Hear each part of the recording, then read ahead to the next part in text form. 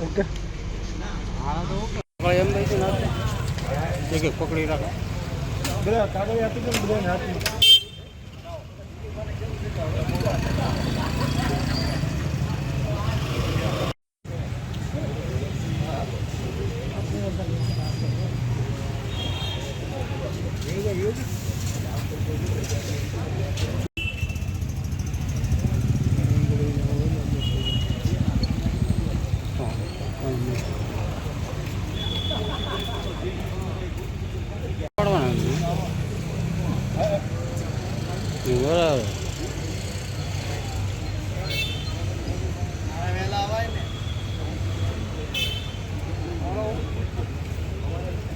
પ્રાગજીદોની શેરીમાં રહીએ છીએ ત્યાં એક અત્યારે સ્કીમ જે અસાનધારા પહેલાં ડેવલપ થતી હતી અત્યારે ડેવલપ થઈ ગઈ છે. જ્યારે ડેવલપ થતી હતી ત્યારે અસાનધારો જ્યારે લાગુ થયો ત્યારે એ જે એના સિટી સર્વે નંબર હતા એ સિટી સર્વે નંબર અસાનધારાના અંદરમાં આવે છે.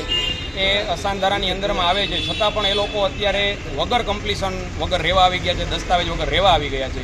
તો આ કોની રહેમ નજર હેઠળ ચાલે છે કે જે લોકો આટલું બધું અસાનધારો હોવા છતાં કલેક્ટરશ્રીના આદેશ મુજબ જો આવવું જોઈએ એને રહેવા, કોઈને ભાડે પણ આપવું હોય, જો લીગલી કોઈ હિન્દુઓને વિધર્મીઓને ખાલી ભાડે પણ આપવું હોય તો પણ પરમિશન જોઈએ છે, અને હિન્દુઓની અંદર જ જો વેચવું હોય તો પણ કલેક્ટર સાહેબની પરમિશન જોઈએ છે.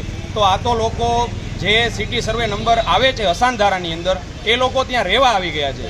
જે અત્યારે ત્યાં 1500 ઘર પરિવાર લોકો રહે છે એ 22 થી આ 25 ફ્લેટ બનશે અને એ લોકો રહેવા આવી જશે તો એ 1500 લોકો છે, 1500 ઘર છે એને હિજરત કરવાનું થશે.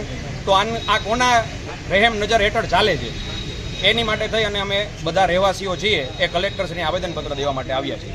આગામી દિવસોમાં કઈ કાર્યક્રમ? આગામી દિવસોની અંદર જો આમાં સખ્ત પગલાં લેવામાં નહીં આવે અને વધારેમાં વધારે 15 દિવસની અંદર જો કોઈ આવશે નહીં, બરાબર છે, આની ઉપર કોઈ પણ પગલાં નહીં લેવામાં આવે તો અમે સખ્તમાં સખ્ત આની અંદર આગળ વધશું.